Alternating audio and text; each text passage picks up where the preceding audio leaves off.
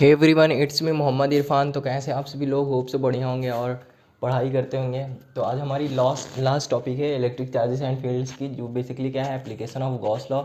इससे previous video में थोड़ा वॉइस का प्रॉब्लम आ गया है, क्योंकि हमारी सेल जो है माइक की ख़त्म हो चुकी थी, इसलिए थोड़ा प्रॉब्लम आ गया उसमें गॉस लॉ वाले में। प्रीवियस वीडियो जो अपलोड किया है मैंने, ठीक, तो वो मैं वन शॉट बनाऊँगा तो उसमें अच्छे से कवर हो जाएगी हमारी गॉस लॉ, ठीक है। तो चलिए आज हम अपना लास्ट टॉपिक देखते हैं, क्या है basically application of Gauss law. तो स्टार्ट करने से पहले थोड़ी एक मोटिवेशनल सी हो जाए शायरी। हाँ भाई, तो सुनिएगा।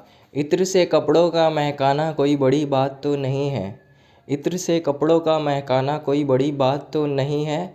मज़ा तो तब है जब आपके किरदार से खुशबू आए। एप्लीकेशन ऑफ गॉस लॉ देखते हैं, जो कि क्या है, डेरिवेशन है, ठीक है। इनफाइनाइट लीनियर चार्ज रहेगी हमारी, तो उससे क्या है, इलेक्ट्रिक फील्ड बनेगी, वही हमें देखना है, ठीक है। तो हमें क्या करना है बेसिकली, अगर ये क्लास 12 में डेरिवेशन आती है आपकी, टू कैलकुलेट इलेक्ट्रिक फील्ड आपको कैलकुलेट करना है due to infinitely long uniformly charged wire. ये आपकी एक लॉन्ग यूनिफॉर्मली चार्ज वायर है, ठीक है। इससे आपको क्या इलेक्ट्रिक फील्ड मिलेगी, गॉस लॉ की हेल्प से हमें इलेक्ट्रिक फील्ड फाइंड आउट करनी है, ठीक है। तो आप देखिए, ये क्या आपकी इनफाइनाइटली लीनियर चार्ज है, ठीक है, एक लीनियर चार्ज है, ठीक, इनफाइनाइट तक है ये, एकदम इनफाइनाइट चली गई, बहुत लंबी है, ठीक। तो आपको क्या करना है, इसके थ्रू आपको गॉसियन सरफेस जो मिलेगी वो बेसिकली क्या मिलेगी, सिलेंड्रिकल मिलेगी, है ना। इसके थ्रू आपको क्या मिलेगी, गॉसियन सरफेस जो मिलेगी ना, वो आपको सिलेंड्रिकल मिलेगी, ठीक।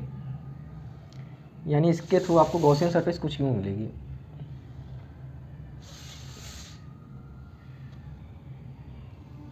ये गॉसियन सरफेस है आपका, ठीक है।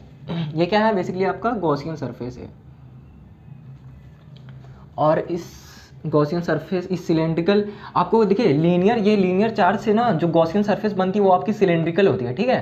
तो ये आपका क्या है, लीनियर चार्ज है, जिसपे क्या है, चार्ज डिस्ट्रीब्यूट है आपकी, ठीक। तो इससे हमारी गॉसियन सरफेस जो बनती है वो क्या होती है, हमारी सिलेंड्रिकल बनती है, ठीक है। तो उसका मैंने एल लेंथ मान लिया है और इसका रेडियस मैंने मान लिया है आर। तो देखिए ये क्या है कि आपकी पॉजिटिव लीनियर चार्ज है, ठीक है। तो इससे जो हमारी इलेक्ट्रिक फील्ड होगी वो क्या होंगी, आउटवर्ड्स की तरफ होंगी, यूँ होंगी इलेक्ट्रिक फील्ड, है ना, आउटवर्ड्स होंगी ना, क्योंकि हमारी इलेक्ट्रिक फील्ड क्या होती है, रेडियली आउटवर्ड्स होते हैं पॉजिटिव चार्ज के लिए, ठीक है। यानी कुछ मुझे यूँ देखने को मिलेगी, इलेक्ट्रिक फील्ड क्या होंगी मेरी, रेडियली आउटवर्ड्स।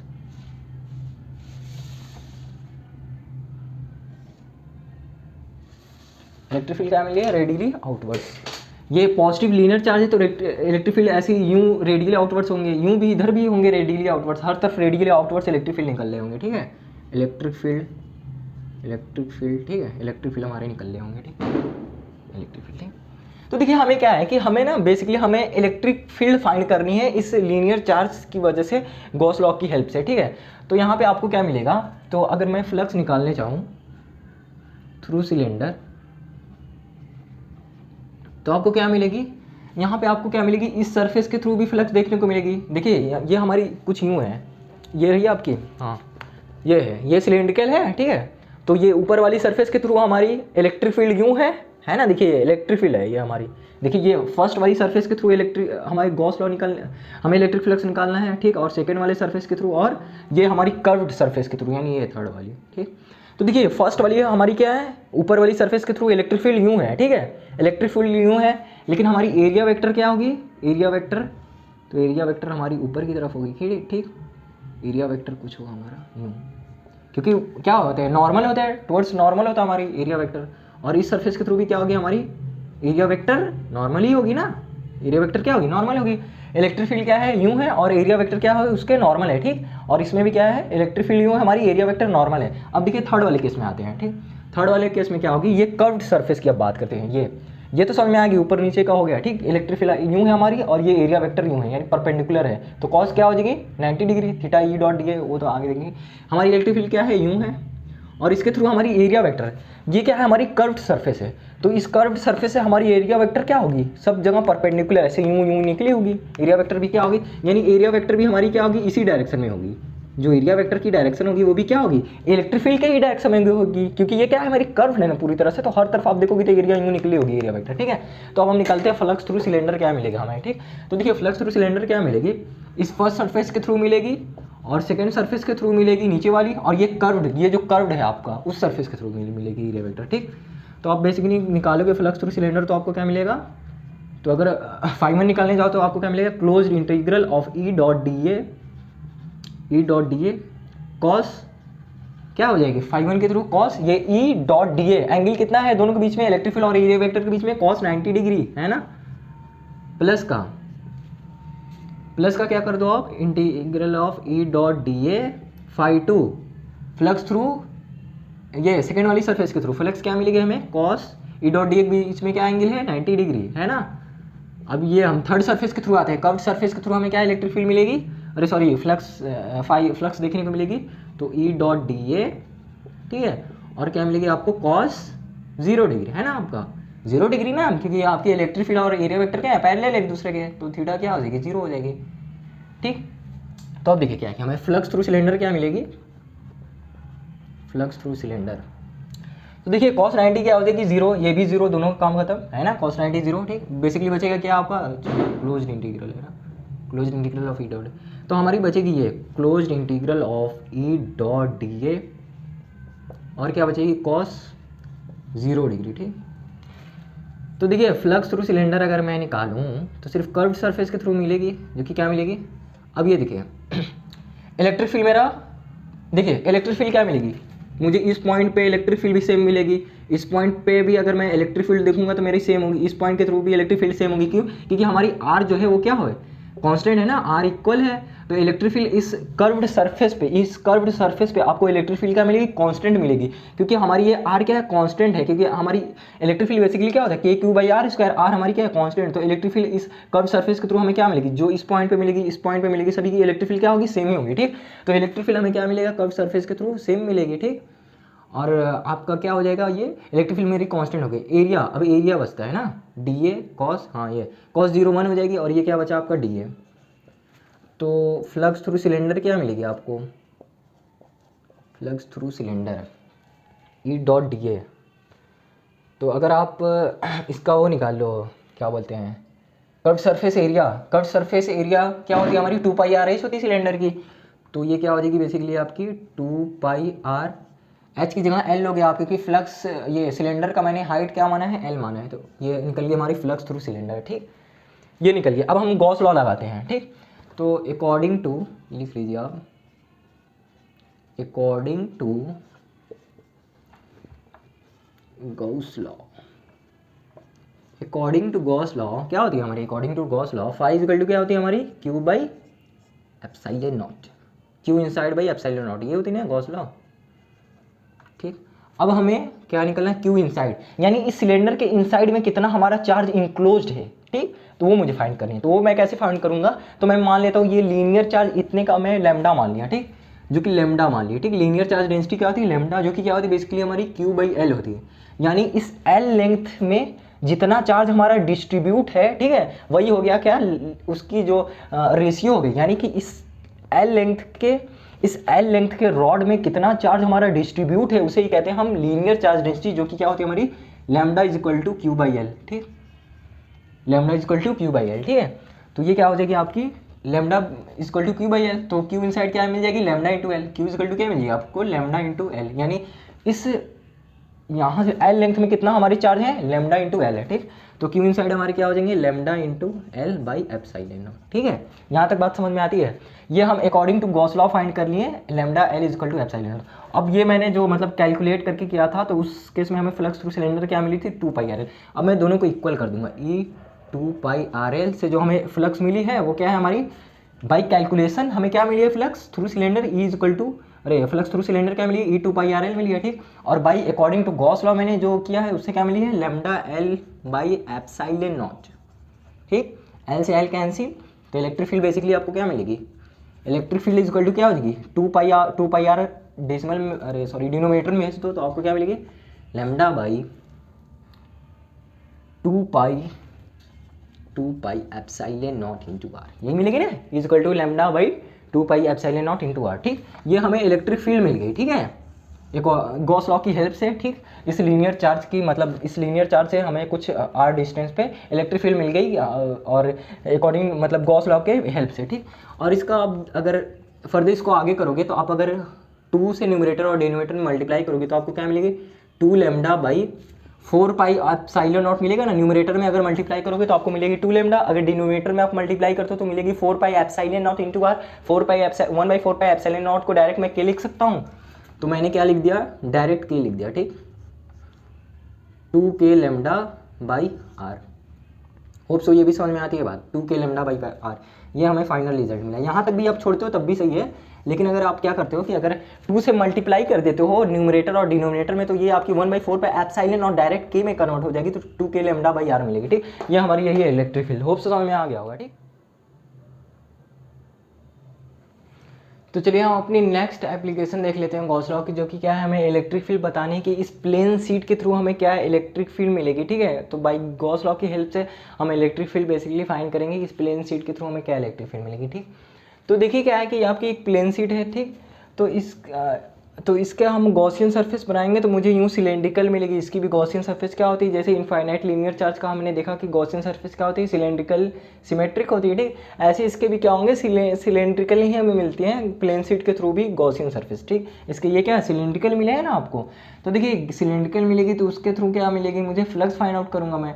तो देखिए इसका फ्लक्स इस सरफेस के थ्रू, इस सरफेस के थ्रू और उसके कर्व सरफेस के थ्रू हमें फ्लक्स फाइंड आउट करूँगा, तो मुझे क्या मिलेगी, फ्लक्स मिल जाएगी। तो उसके हेल्प से क्या करेंगे, हम इलेक्ट्रिक फील्ड फाइंड आउट करेंगे, ठीक। तो चलिए हम निकालते हैं अपना फ्लक्स थ्रू सिलेंडर, ठीक है, फ्लक्स थ्रू सिलेंडर।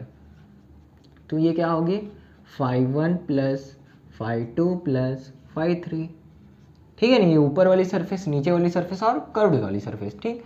तो अब देखिए फ्लक्स थ्रू सिलेंडर निकालते हैं। तो φ1 क्या हो जाएगी आपकी, closed integral of E dot d ए।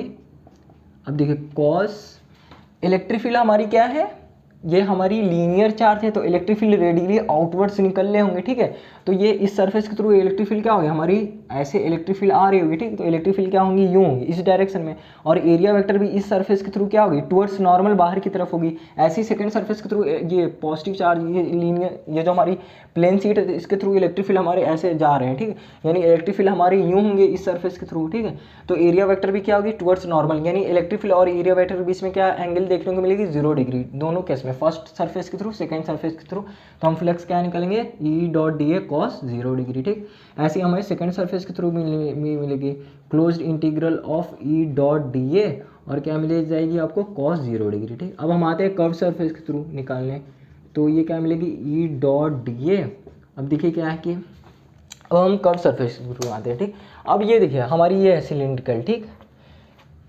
इस सरफेस के थ्रू मैंने निकाल लिया इलेक्ट्रिक फील्ड एरिया वेक्टर यूँ बाहर की तरफ, इस सरफेस के थ्रू क्या है, बाहर की तरफ है। अब इस सरफेस के थ्रू भी हमारी इस सरफेस के थ्रू भी इलेक्ट्रिक फील्ड एरिया वेक्टर क्या है, टुवर्ड्स नॉर्मल है, ठीक।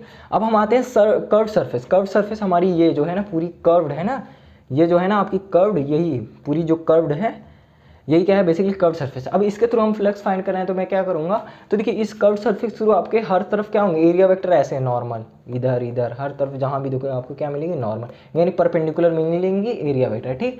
तो इलेक्ट्रिक फील्ड लेकिन हमारी क्या है, बेसिकली इस डायरेक्शन में, एरिया वेक्टर हमारी क्या मिलेगी, परपेंडिकुलर। तो कॉस क्या हो जाएगी, थीटा क्या हो जाएगी, बेसिकली इलेक्ट्रिक फील्ड और एरिया वेक्टर के बीच में 90 डिग्री मिलेगी, यानी एरिया वेक्टर मुझे परपेंडिकुलर मिलेगी इस कर्व सरफेस के थ्रू, इस कर्व सरफेस के थ्रू एरिया वेक्टर मुझे यूँ मिलेगी। इलेक्ट्रिक फील्ड हमारी कैसे है, यूँ है, या फिर इधर से देखें तो कैसे इलेक्ट्रिक फील्ड यूँ है, तो कॉस क्या हो जाएगी, इलेक्ट्रिक फील्ड और एरिया वेक्टर के बीच में एंगल क्या हो जाएगी, कॉस 90 डिग्री, ठीक। तो देखिए यहाँ से अगर मैं फ्लक्स फाइंड करने जाऊँ, flux through cylinder by calculation ये फाइंड कर रहे हैं हम, तो क्या मिलेगी, ई dot d A cos 0 basically 1 होता है, तो इलेक्ट्रिक फील्ड हर जगह क्या होगी, सेम होंगी, ठीक है। तो ई डॉट इसका इंटीग्रेशन, डी ए का इंटीग्रेशन आप करोगे तो क्या मिलेगा आपको, ए मिलेगी, ठीक, प्लस ऐसे इसमें भी सेकंड वाले सरफेस के, सेकंड वाले फ्लक्स के थ्रू भी क्या मिलेगी मुझे, ये मिलेगी, ठीक। और ये क्या मिलेगी, इलेक्ट्रिक फील्ड हमारी क्या है, बाहर, इलेक्ट्रिक फील्ड मैं बाहर ले लूँगा कि इलेक्ट्रिक फील्ड क्या है हमारी सेम है हर जगह, ठीक। इलेक्ट्रिक फील्ड मुझे क्या मिलेगी, सेम मिलेगी, और डी ए का इंटीग्रेशन करोगे तो आपको ए मिलेगी, ठीक। अब आते हैं हम E D A cos 90 basically आपका 0 हो जाएगी, तो ये पूरी टर्म कैंसिल हो जाएगी, तो आपको क्या मिलेगा, फ्लक्स थ्रू सिलेंडर 2EA मिला, ठीक, ये मिला मुझे। अब मैं according to Gauss law find करूँगा, according to Gauss law basically अब हम फ्लक्स निकालेंगे अकॉर्डिंग टू, ये तो बाई कैलकुलेशन मैंने फाइंड किया है ना, according to Gauss's law flux निकालूंगा मैं। तो क्या होती है हमारी flux, phi equal to q हमारी कितना इनसाइड में है, बाई एप्सिलॉन नॉट क्यू। अब देखिए क्यू इनसाइड कैसे निकालनी है, तो देखिए क्यू कितना हमारा इस सिलेंडर के, सिलेंडर जो है हमारा तो कर्व सरफेस में ही ना सिर्फ चार्ज डिस्ट्रीब्यूट है। ये देखिए प्लेन शीट में जो हमारी चार्ज, तो मेरी सिलेंडर यूँ है, इसको मतलब पूरे मतलब इसको मतलब क्रॉस करते हुए जा रही है हमारी ये सिलेंडर, ठीक है। तो हमारी सिर्फ चार्ज जो है बेसिकली इतना ही में, सिर्फ इस कर्व सरफेस में इतने में हमारी डिस्ट्रीब्यूट है। तो मुझे इस मतलब चार्ज कितना हमारा इंक्लोज है वो निकालना है। तो वो मैं कैसे निकालूंगा, तो आप सरफेस चार्ज डेंसिटी क्या होता है देख लीजिए। तो सरफेस चार्ज डेंसिटी क्या होती है हमारी, किसी सरफेस पे कितना चार्ज डिस्ट्रीब्यूट है, तो हम देखते हैं सरफेस चार्ज डेंसिटी की, जो कि क्या होती है बेसिकली आपकी, तो वो होती है sigma is equal to Q by A, यानी कितने एरिया में हमारे कितना चार्ज डिस्ट्रीब्यूट है कितने एरिया में, वही होती है हमारी sigma is equal to Q by, यही होती है हमारी सरफेस चार्ज डेंसिटी, ठीक। तो हमारा क्यू कितना इंक्लोज्ड है, तो यहाँ से आप क्यू निकाल लोगे तो क्यू आपको क्या मिलेगी, सिग्मा इंटू ए, ठीक। तो यहाँ से हमें क्यू इनसाइड कितना मिलेगी, sigma A by epsilon not. According to Gauss law हमें क्या मिलेगी, flux sigma A by epsilon not, ठीक है। अब मैं क्या करूँगा, अब मैं अकॉर्डिंग टू गॉस लॉ जो फ्लक्स फाइंड किए मैंने, उसको मैं बाई कैलकुलेशन जो फ्लक्स फाइंड किया था उसको इक्वल कर दूंगा, ठीक। 2EF बाई कैलकुलेशन मैंने फ्लक्स फाइंड की थी थ्रू सिलेंडर, और ये मैंने क्या किया है, अकॉर्डिंग टू गॉस लॉ मैंने फ्लक्स फाइंड किए हैं, ठीक है। तो मैं दोनों को इक्वल करूँगा, दोनों इक्वल करूँगा तो मुझे बेसिकली इलेक्ट्रिक फील्ड मिल जाएंगे। 2E इज इक्वल टू क्या हो जाएगी आपकी, sigma A by epsilon not, यही होती है ना। तो आपकी ए से ए कैंसिल हो जाएगी, तो E is equal to electric field is equal to क्या मिलेगी आपको, sigma by 2 epsilon not. Basically ये आपका इलेक्ट्रिक फील्ड फाइंड आउट हो गया, is equal to sigma by 2 epsilon not. यही हमारी है इलेक्ट्रिक फील्ड, किसके थ्रू, प्लेन शीट के थ्रू, ठीक। यही हमें फाइंड करनी थी, electric field due to an infinite plane sheet of charge. इस प्लेन शीट में हमारी इनफाइनाइट चार्ज डिस्ट्रीब्यूट है, ठीक, at small distance from sheet. Small distance पे क्या हमें इलेक्ट्रिक फील्ड देखने को मिली, तो इलेक्ट्रिक फील्ड क्या मिलेगी आपको, basically sigma by 2 epsilon not, ठीक है। होप से समझ में आ गया होगा आपका। इसके बाद हम देखेंगे शायद स्फीयर का आएगा, ठीक।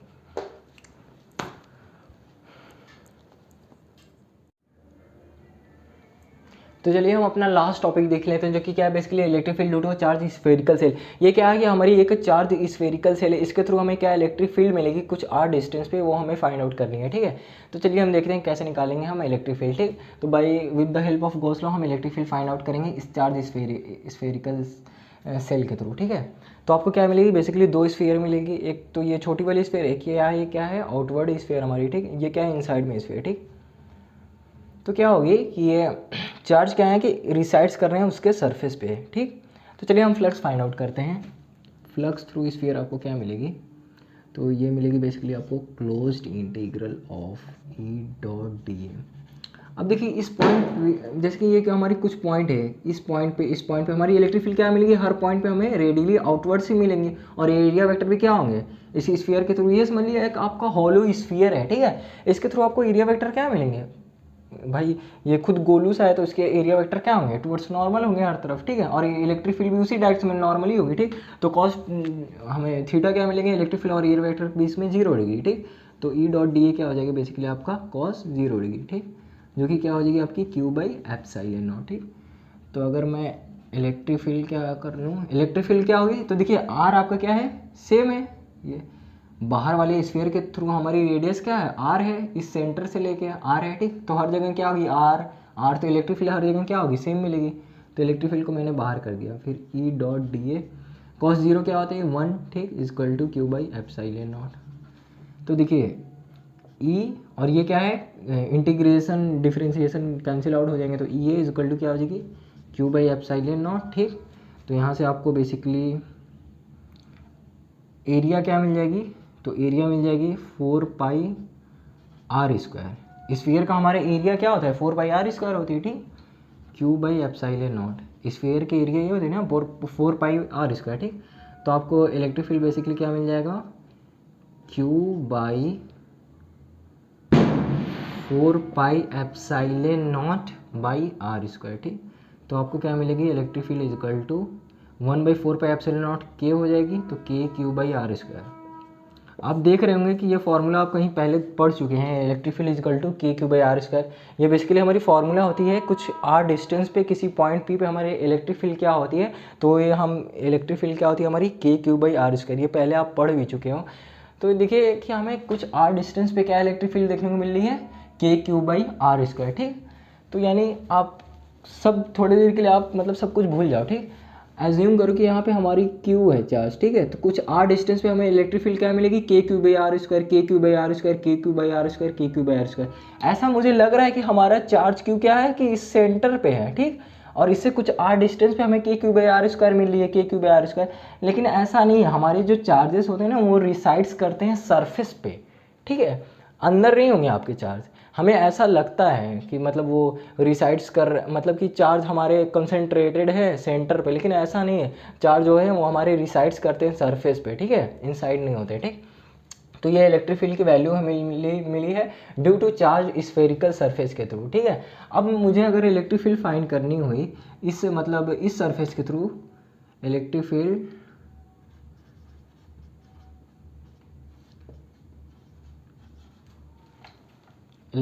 ड्यू टू चार्ज्ड स्फीयर, ये जो हमारी चार्ज स्फीयर है जिस पे चार्ज डिस्ट्रीब्यूट है, बोले तो रिसाइड्स कर रही है उस सरफेस पे, तो उसके थ्रू इलेक्ट्रिक फील्ड क्या मिलेगी, तो के क्यू, इलेक्ट्रिक फील्ड का फॉर्मूला क्या होता है, k q by r square. R क्या है इसकी, स्मॉल आर है, तो k q by r square, ये आपको इलेक्ट्रिक फील्ड मिलेगी इस वाले छोटे वाले स्फीयर के थ्रू। और बड़े वाले स्फीयर के थ्रू इलेक्ट्रिक फील्ड क्या मिलेगी, के क्यू बाई आर स्क्वायर। और बोले तो इनसाइड क्या मिलेगी इलेक्ट्रिक फील्ड, तो इनसाइड आपको इलेक्ट्रिक फील्ड मिलेगी laddoo laddoo laddoo, electric field inside में क्या मिलेगी, जीरो मिलेगी, ठीक है। जीरो क्यों मिलेगी, क्योंकि हमारे चार्जेस जो होते हैं ना, आप हॉलो कंडक्टर देख लीजिए, हॉलो कंडक्टर में क्या होते हैं कि हमारे चार्जेस जो होते हैं ना वो रिसाइड्स करते हैं उनके सरफेस पे, इनसाइड हमें चार्ज क्या देखने को मिलता है, जीरो मिलता है। That's why we can say electric field में हमें क्या मिलेगी, जीरो, क्योंकि हमारे हॉलो कंडक्टर जो होते हैं, ठीक है, तो उनके मतलब ये सेकंड चैप्टर हम जब पढ़ोगे इलेक्ट्रोस्टैटिक शील्डिंग, उसमें आपका ये बहुत यूज़ होगा, इलेक्ट्रोस्टैटिक शील्डिंग, वो हम आगे पढ़ेंगे। तो उसमें मतलब चार्जेस क्या करते हैं कि रिसाइड्स करते हैं सरफेस पे, तो वो हम लोग आगे पढ़ेंगे, ठीक है। तो इलेक्ट्रिक फील्ड समझ में आती है कि इनसाइड द मतलब इस हॉलो स्फीयर के इनसाइड में क्या मिलेगी, इलेक्ट्रिक फील्ड हमें जीरो मिलेगी। और वही आपका इस बाहर वाले स्फीयर के थ्रू इलेक्ट्रिक फील्ड क्या देखने को मिलेगा आपको, k q by r square. Electric field due to charge sphere, ये जो हमारी चार्ज स्फीयर है इसके थ्रू इलेक्ट्रिक फील्ड क्या मिलेगी आपको, k q by capital R square, क्योंकि इसका रेडियस क्या है आर। इलेक्ट्रिक फील्ड इनसाइड इसके अंदर क्या मिलेगी, इलेक्ट्रिक फील्ड जीरो मिलेगी, क्योंकि कोई चार्ज नहीं है, क्योंकि हमारे इलेक्ट्रिक फील्ड क्या होते हैं इनसाइड द हॉलो कंडक्टर हमारे क्या होते हैं, इलेक्ट्रिक फील्ड जीरो देखने को मिलती है। होप सो हमारी ये चैप्टर फिनिश